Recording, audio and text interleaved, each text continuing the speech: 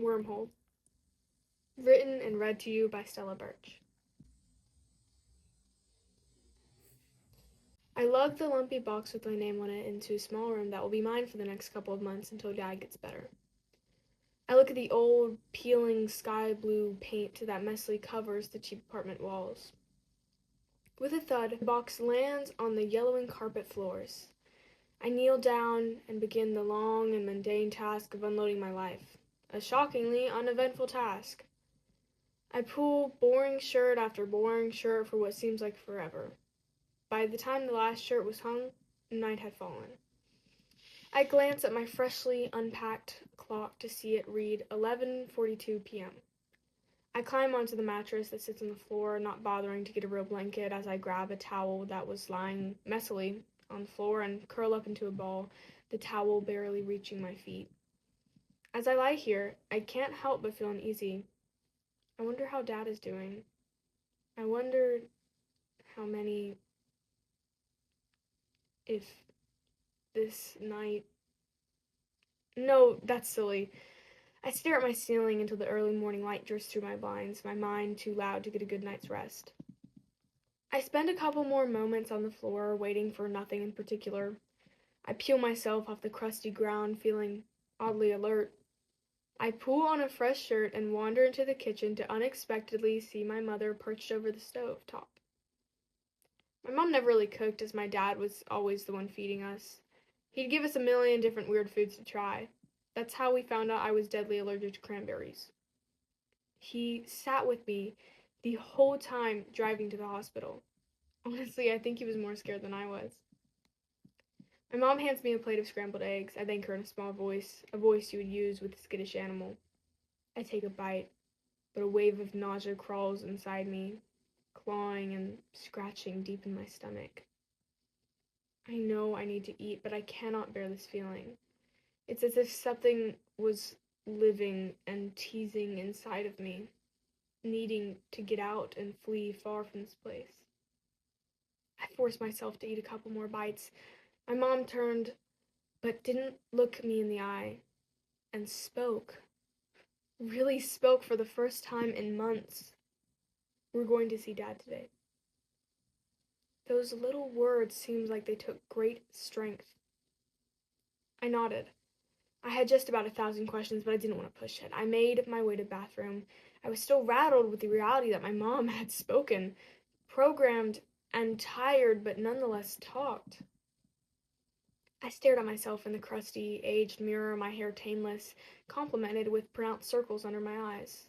I looked like a train wreck. I brushed my teeth and splashed cold water on my face, the water trickling down my arms into my sleeves.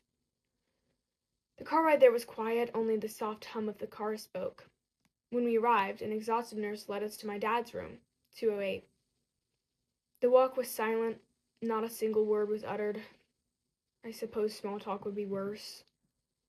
The nurse pushed open door 208 to reveal my frail-looking father. He was sleeping. He looked peaceful. My mom and I took our places sitting next to him. His eyes fluttered open.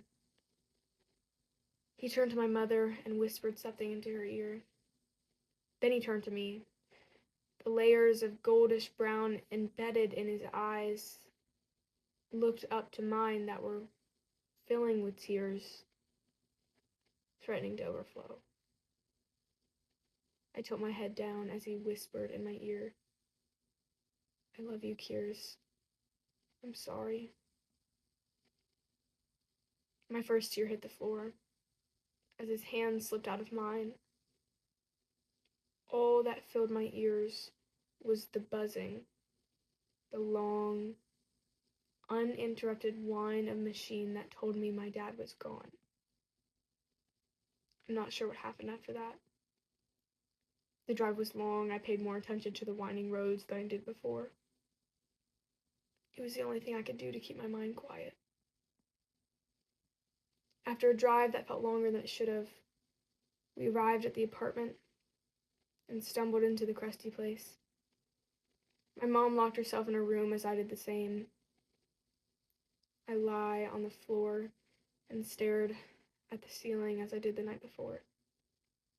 I thought about our old home, I thought about when we moved back there again. I thought about how on warm, sunny days I'd open my window and stick my feet out, my hair flowing in the breeze. Of course, sunny days weren't common here. It was misting now. I stood up with great effort and took a step towards my window. I'm not sure if the old window would open, but to my surprise, it did. I sat on the window sill and just stared. The mist was calming, slow and pleasant, no rush to go away. I reached up to touch my face and realized I was crying. It was the first time in months I was able to stop and just exist. Nothing remotely interesting was happening. I was just here. Of course, it didn't last. I saw it. A hole ripping through the sky to reveal only darkness. It didn't grow, but it came closer to the window. I wasn't scared. Nothing scared me more than losing my dad. It grew closer, then framed the window. I was just staring at it for a while. Then it started making this horrible screeching noise. I felt myself gradually going towards it. Then my hand started moving towards it, almost involuntarily. My fingers sunk into cold, damp air. Suddenly, all I could hear was the screeching noise, and all I could see was darkness whipping past me. Without warning, I was spit out. I was standing in what seemed like my old house, frozen in time, but something was off. I began to walk down the hallway. It seemed longer than before. I reached the end of the hallway. Then I saw him, my dad. Seeing him filled me with mixed feelings. I took a step towards him, but he had on his face only sadness. I tried to force a word or two, but it seemed like they were stuck in my throat. I wanted so deeply to speak to him, to tell him how much I love him, but not a word came out. My eyes filled with tears. I went closer to him, but the closer I got, the foggier he became. I tried to hug him, but by the time my arms were open, he disappeared. I was left in the dining room, alone once more. I needed to go home. Not this messed up imitation of it, my real home. I need to get out. I look around for an exit. Only one door sits on its hinges straight ahead. What other option was there? I opened the odd door for it to reveal a tiny park. The silence was deafening. I walked out onto the little stone steps in a search for a way home. As I proceeded, a bench creeped into sight. A person was sitting atop it. I grew closer to see the person sitting was me. She looked just like me, other than her eyes. Her eyes were dark as night, while mine were, well, like Dad's.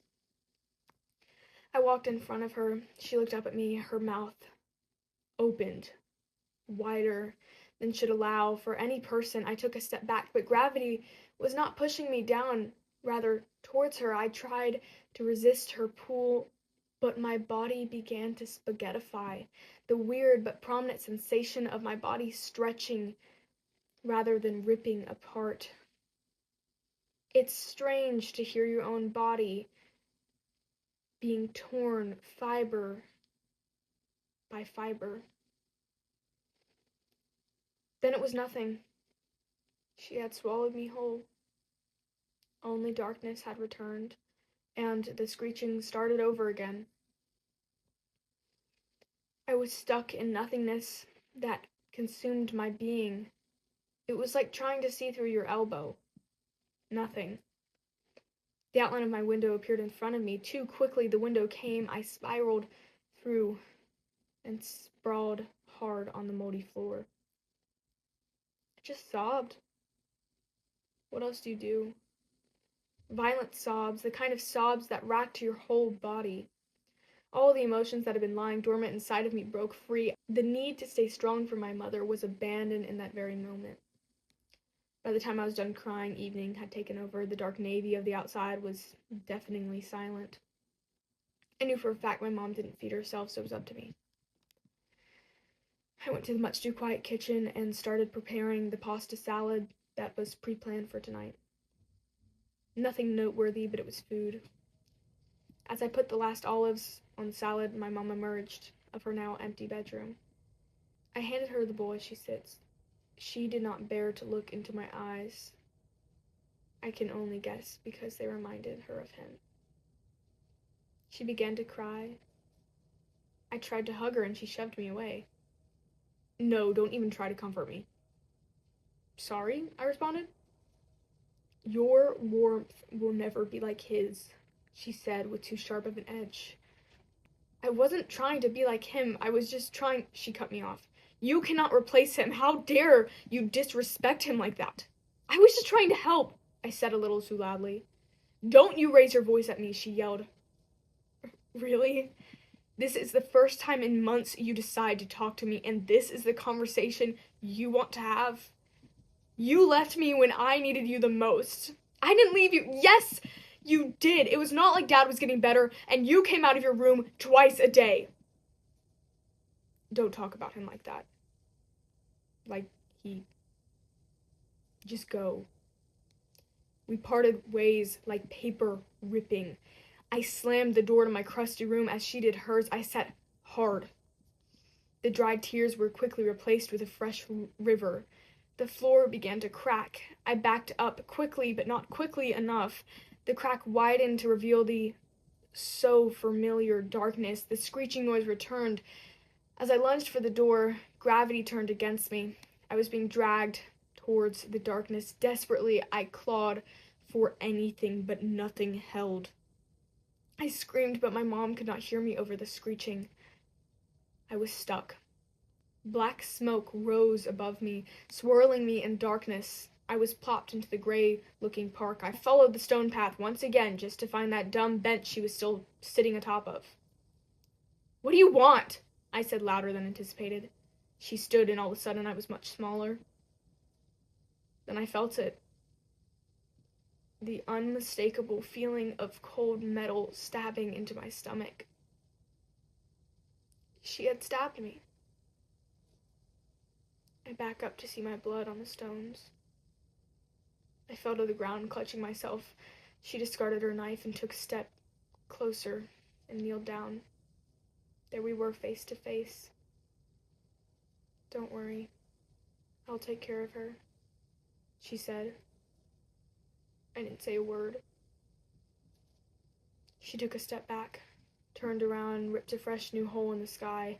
Then she turned to me one last time. And she left. I watched her travel to the tiny apartment. I watched her move my things aside. I watched her be better than I was. That was the sad reality. She was better. My mother could look into her eyes and not be reminded of what she had lost. She really did take care of my mother. I could never be him, but she could. I watched them cook together. She was, in reality, the perfect replacement. Of course, I wish I could have been him for my mother. I tried, believe me, I did. I watch them now as they paint over the ugly blue paint with the sophisticated cream they chose. My mother was happy now. She had a part of him back. The part I couldn't be. The darkness now consumes me. But I didn't fight it. For once, The darkness was comforting.